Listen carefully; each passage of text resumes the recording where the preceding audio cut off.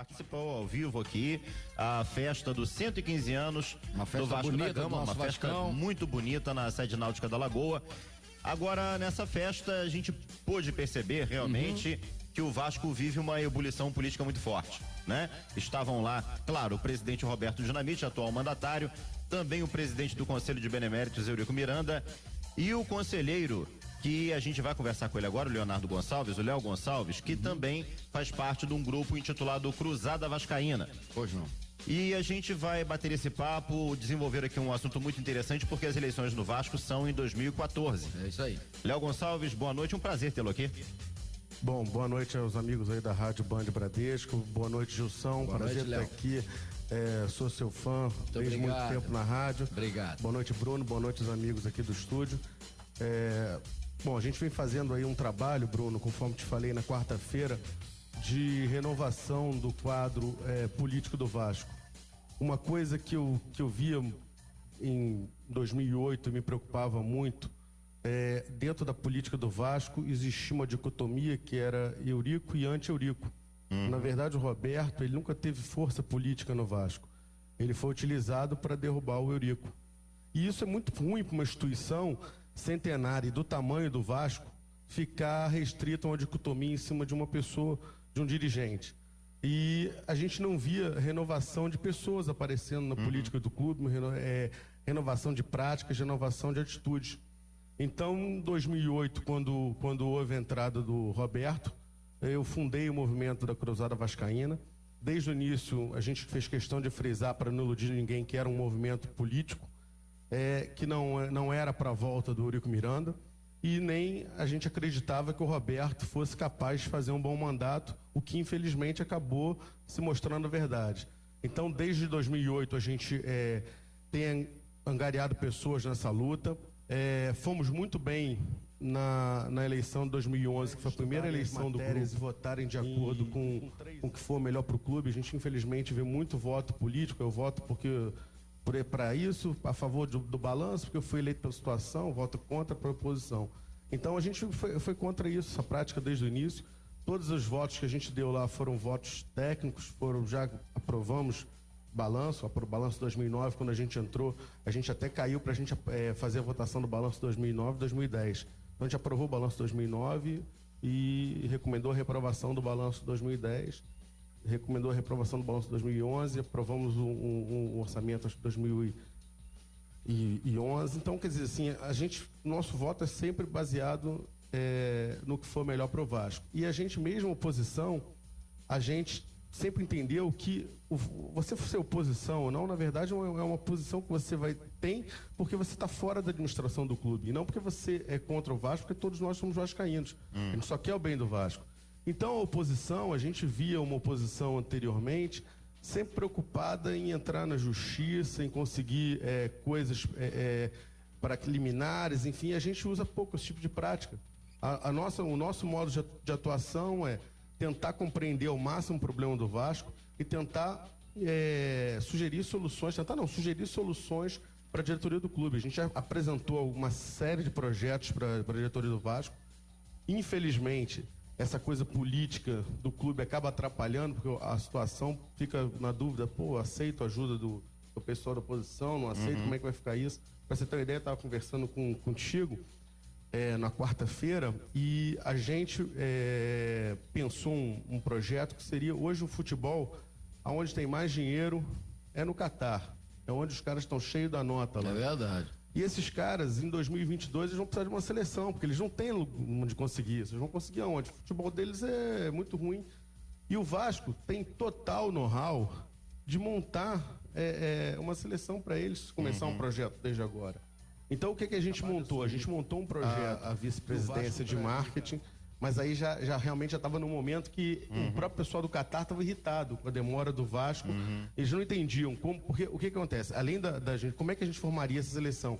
Eles aqui, em contrapartida, construiriam um CT para o Vasco de base, e dentro desse CT o Vasco ainda pagaria um FII mensal para manter esse CT, porque o Vasco hoje, infelizmente, não tem nem essa verba, e o Vasco teria com isso condições de exercer um excelente trabalho de base e teria aí nas categorias de base do clube 10 jogadores aí do Catar e, enfim, não foi para frente, é uma pena e a gente está sempre tentando, não conseguimos esse projeto, a gente cria outros, apresenta outros, o importante é você pensar no Vasco e com isso, o Bruno e Gilson, o que a gente está acontecendo? A gente está tendo uma série de projetos que a gente tem prontos para implementar quando a gente assumir a gestão, que eu espero que aconteça em 2014. Deixa eu lhe perguntar uma coisa, em relativa exatamente à questão política do Vasco. Antes eu acho oportuno, né, Gilson, a gente dizer aqui que o espaço é extremamente democrático. A gente está trazendo aqui o Leonardo porque o Eurico já conversou com a gente aqui no programa. Sempre, não, o que acontece do Eurico é o seguinte, o Eurico, ele vem aqui no programa às segundas-feiras, tem um programa do Vasco aqui, ele vem, na Bandeirantes ele sempre entra aqui com a gente, vem dar uma saudação e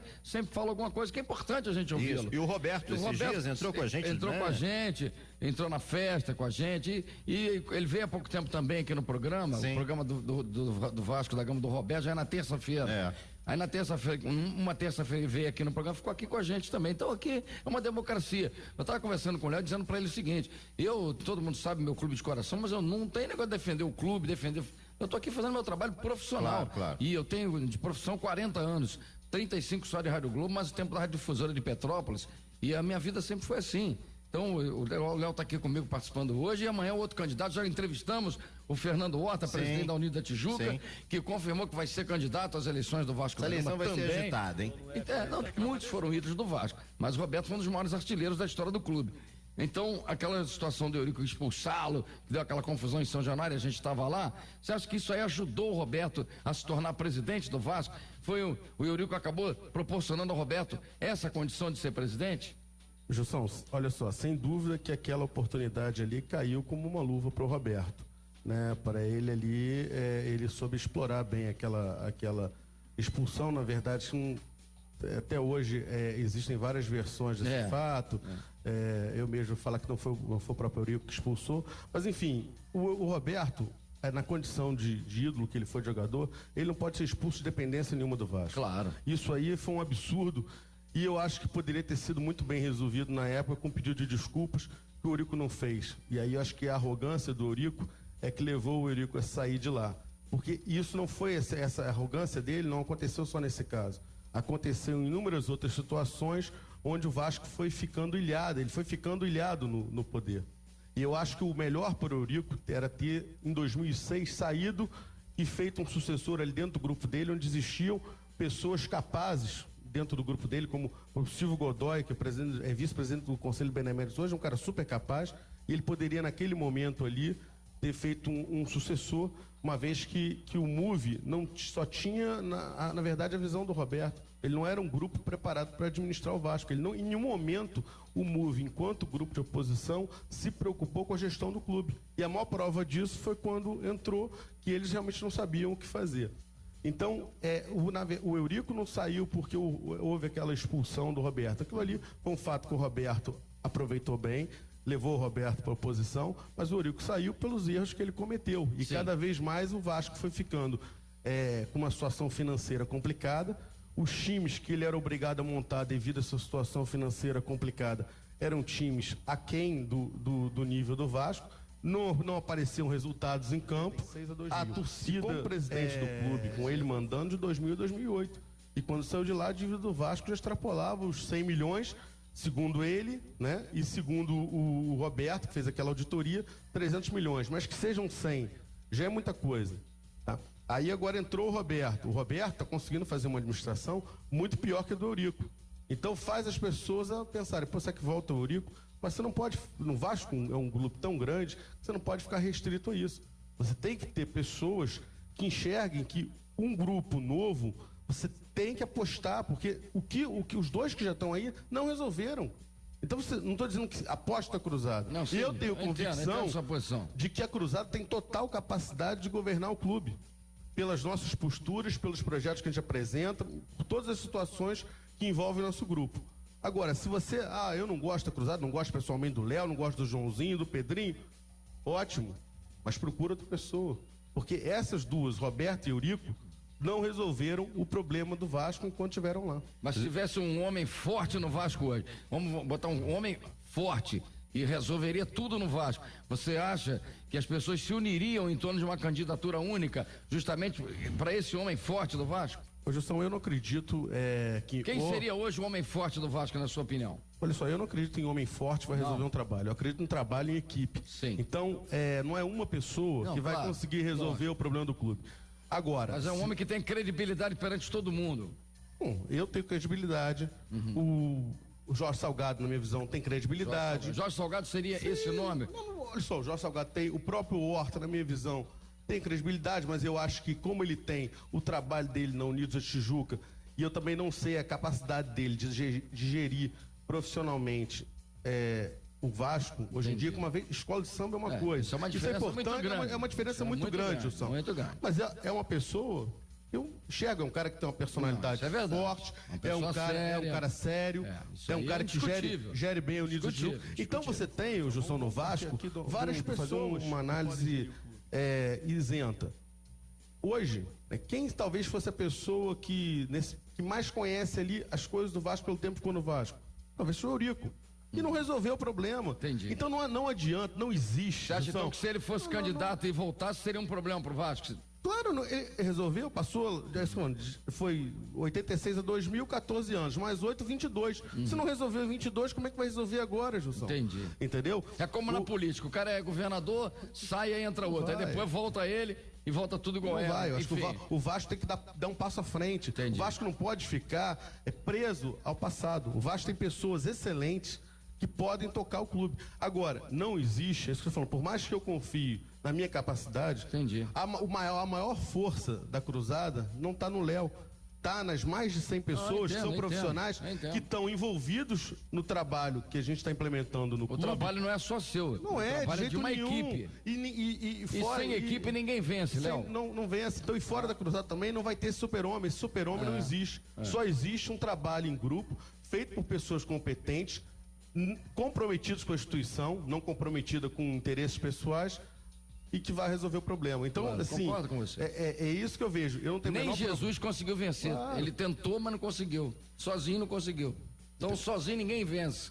Se não tiver uma equipe, você não vence. Se houver até a eleição um alinhamento de pessoas, não tem o menor problema, a cruzada participa, desde que ela entenda que as pessoas que estão alinhadas são sérias, estão comprometidas com a mesma causa nossa, e o candidato em si, Gilson, é detalhe. Claro. O cara que vai estar à frente é detalhe. Não, porque eu acho que nisso tudo aí o mais importante é o Vasco da Gama, né, Bruno? Sem dúvida nenhuma. O Vasco é que é o ponto final qual é? É o Vasco da Gama. Vasco. Agora, não importa se o presidente é o Léo, é o Gilson, é o Bruno, é o Chiquinho, é o Antônio, não importa quem vai ser o presidente. O importante no final da história é o Clube de Regatas Vasco da Gama, que não tem 10 torcedores. Pô, é um clube maravilhoso. O Brasil inteiro é vascaíno. Lá fora, os caras são vascaínos, brasileiros que vivem lá fora. Aí eu lhe pergunto o seguinte, qual a sua expectativa com relação a isso? Porque a gente sabe como funciona, né, a administração de um clube, e é muito parecido até, guardadas as devidas proporções, com o Congresso. Você tem que ter uma base ali de deputados, enfim. Como é que você encara essa situação? Vocês conseguem se eleger, né, para a presidência do Vasco com uma minoria no conselho? Isso não dificultaria? Não, porque aí no momento que a gente se eleger, a gente vai ter a maioria no conselho, porque a gente vai estar elegendo juntos 120 conselheiros. Então, a cada eleição são eleitos conselheiros juntos. Na verdade, a eleição do Vasco ainda é indireta. Se Deus quiser, ela vai virar direta e é para isso que a gente está trabalhando. Inclusive na eleição. Tem a nova lei aí, né? Tem o estatuto, que eu sou membro da comissão do estatuto. Tá quase no final a minuta que vai ser apresentada ao Conselho Deliberativo, e nessa minuta o Jussão aí já pode dar em primeira mão que ela vai contemplar a eleição direta. É óbvio que ainda vai haver uma discussão dentro do Conselho Deliberativo do clube. Os conselheiros vão ter oportunidade de sugerir coisas, de discutir o que está sendo proposto pela nossa comissão e até de retirar algumas propostas. Mas eu particularmente acredito que existe dentro do clube um anseio, não só dos vascaínos, como dos próprios conselheiros. Por essa reforma, né? Pela reforma e principalmente pela eleição direta. Mas em 2014, de qualquer forma, ainda será indireta. Então, essa eleição ela vai ser primeiro dos membros do conselho, e aí a chapa que fizer o primeiro colocado, fatalmente ganha o candidato a presidente, até porque ela já elege, uma diferença já sai de 120 a 30. Então você modificar isso no Conselho, no Conselho Deliberativo, os beneméritos, é muito complicado você mudar esse quadro. Então, em cima disso, essa minoria no Conselho para eleição pode significar uma dificuldade a mais? Não, pelo contrário. Olha só, o trabalho que a gente está fazendo lá no Conselho, eu acho que está sendo tão bom para reprovar quanto para indicar coisas erradas. Pra vocês terem uma ideia, o Conselho Fiscal do clube, ele além de olhar as contas, ele está auditando os contratos, e o Conselho Fiscal já indicou para a diretoria o seguinte, que essa crise financeira que o Vasco está acontecendo hoje, ela poderia já estar bem melhor, organizada, se o Vasco respeitasse o Conselho Fiscal. O Conselho Fiscal já alertou que existem fornecedores no clube que não estão pagando o que é devido. Um exemplo aqui, na análise do Conselho Fiscal, a pênalti. O Vasco recebe um fixo da pênalti, recebe uma parte em royalties. Essa parte em royalties, pra vocês terem uma ideia, a pênalti é que fala. Olha só, eu vendi 200 camisas. E o Vasco entuba. Como é que você sabe se vendeu mesmo 200? Ela apresenta uma planilha. E assim, o que tem, vocês terem uma ideia, tem meses, por exemplo, em dezembro, as vendas caem. Quer dizer, e a gente sabe que a sazonalidade do comércio é totalmente diferente. No mês seguinte, é o que o Vasco ganhou a Copa do Brasil, as vendas caíram. Quer dizer, então, além de tudo, tem indícios de que essa contagem, essa informação passada pelo fornecedor não condiz com a realidade. O Conselho Fiscal recomendou a contratação de uma auditoria, que fosse feito a checagem desses números e fosse cobrado do fornecedor essa diferença. Então, até agora a diretoria do Vasco não fez nada. A pênalti, quando o Conselho Fiscal fez esse relatório, fez um depósito espontâneo de R$800 mil na conta do clube, dizendo que tinha esquecido de depositar essa parte em royalties. E aí ficou por isso mesmo, por esses 800 mil. Eu acredito que esse buraco seja muito maior. E isso, não estou falando, a questão aqui não é só a pênalti, não, outros fornecedores. Toda entrada do Vasco que não seja fixa, que seja de royalties, o clube não afere, não controla, e aí vira o samba do crioulo doido. É por isso que o dinheiro não tem dinheiro. Já o dinheiro que deveria entrar, não entra. E o dinheiro que entra é mal gasto. E talvez não condiz com a realidade, né? Elas têm uma importância muito grande para oxigenar o clube financeiramente, não é, Léo? Bruno, tem sim. Olha só, vamos primeiro o seguinte. O que eu falei para você na quarta-feira lá no Vasco? Você me fez essa mesma pergunta. Você falou, e aí, Léo? Eu falei, olha só, Bruno, não acredito, infelizmente, no discurso do presidente. Porque realmente ele já não tem mais a credibilidade no discurso dele. No ano passado, até te dei como exemplo, na mesma festa de sessão solene de 114 anos do Vasco, foi prometido que as reformas do entorno de São Januário iam ser feitas com o rugby assim em São Januário. Da boca do próprio Eduardo Pasca. Eu estava lá. E nada. Olha só, são políticos. Então fala, a palavra fica no ar e esquece. Então quando o Dinamite falou, eu estou torcendo muito para essa certidão sair. Porque vai dar uma desafogada, né? Vai ser fundamental. Principalmente pelo que vai ser liberado de verba que está retida. Mas olha só, pensa comigo aqui o seguinte: o Vasco é um clube que não está pagando imposto pelo menos há 5 anos, porque desde essa gestão de Dinamite ele nunca foi pago imposto no Vasco por eles. Até quando o Vasco fechou o contrato em 2008 com a Eletrobras, o contrato em si, financeiramente, era até razoável, mas não era essa Coca-Cola toda em termos de finança. Olha, vai ser um contrato em comparação aos outros de primeira linha. Um contrato bom, mas foi um contrato que poderia ser um pouco financeiramente melhor. Mas a grande vantagem desse contrato era, e eu se ouvi da boca de vários conselheiros e até concordei, é que obrigaria o Vasco a se organizar para prestar contas para a Eletrobras, porque o contrato com a Eletrobras previa uma série de prestação de contas e uma série de controles que o Vasco teria que fazer. E um deles seria manter os impostos em dia. O Vasco não fez nada disso, não se preocupou em controlar nada no contrato. Com isso, teve que usar o subterfúgio de ir ao Sindiclubes para receber. Eu vi entrevista no dia, chama Vasco Dívida Zero. Isso. Uma campanha sensacional. O Bruno fez inclusive a matéria aqui. Feita por vascaínos, são assim, torcedores do Vasco, de fórum da internet, uma campanha espetacular que prevê arrecadação direto na receita. Quando você doa, você paga em DARF, então não tem risco do dinheiro ser desviado aqui ou acolá. E o Vasco não apoia em praticamente nada essa campanha. Não tem um banner no site. O Dinamite não aparece numa entrevista toda hora. O marketing não faz ação nenhuma.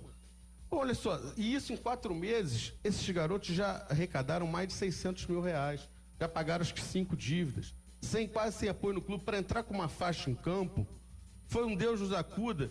Eu tive que me meter. É uma rapaziada do Maranhão, conselheiro, né? Na verdade do Brasil inteiro. O Giordano, que foi o organizador do Maranhão.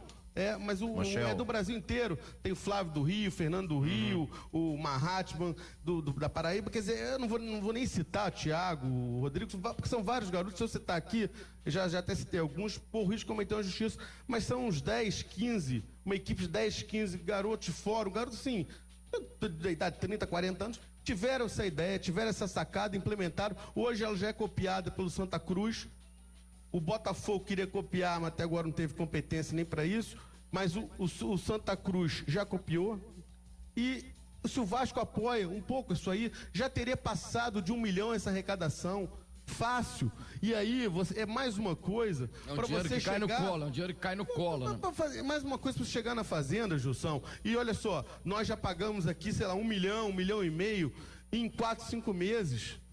Nós estamos com uma arrecadação dos torcedores, os torcedores estão mobilizados para isso. Então, isso é uma coisa que tenho certeza que sensibiliza o cara que está do outro lado, porque ele está vendo que a dívida está caindo. Agora, o Vasco nem isso, cara. Então, as coisas simples não são feitas. E aí você pega, olha só, envolve uma fortuna para levar o Vasco para aqui, para lá, para os jogadores se hospedarem, porque ele ganha do hotel também. Quando, na verdade, se você tem um departamento ali com 1 ou 2 pessoas, com um salário relativamente baixo, resolve. Todo clube é assim, resolve. Ninguém tem isso de uma agência, ainda mais de um familiar para fazer isso. Então, o dinheiro no Vasco, olha, o pouco que existe, ele sai fácil. E é competência para arrumar. Não é? Se o Vasco tivesse dedicado os esforços para correr atrás de um patrocínio privado, talvez não precisaria estar tanto nessa situação, né? Agora, Léo, muito obrigado, nosso tempo aqui está estourando. Agora eu queria, já de antemão, né, fazer um convite mais para frente, quando as candidaturas estiverem definidas, quem sabe a gente não faça aqui um bate-papo, né, entre o Léo, os outros candidatos que surgirem, para a gente bater um papo aqui na Bradesco e todos possam, né, de forma conjunta apresentar suas propostas. Valeu pela participação e a gente fica muito feliz de ver essa mobilização dentro do Vasco em prol de um clube melhor, Léo. Bruno e Gilson, eu queria agradecer muito. Prazer foi nosso. O convite de vocês.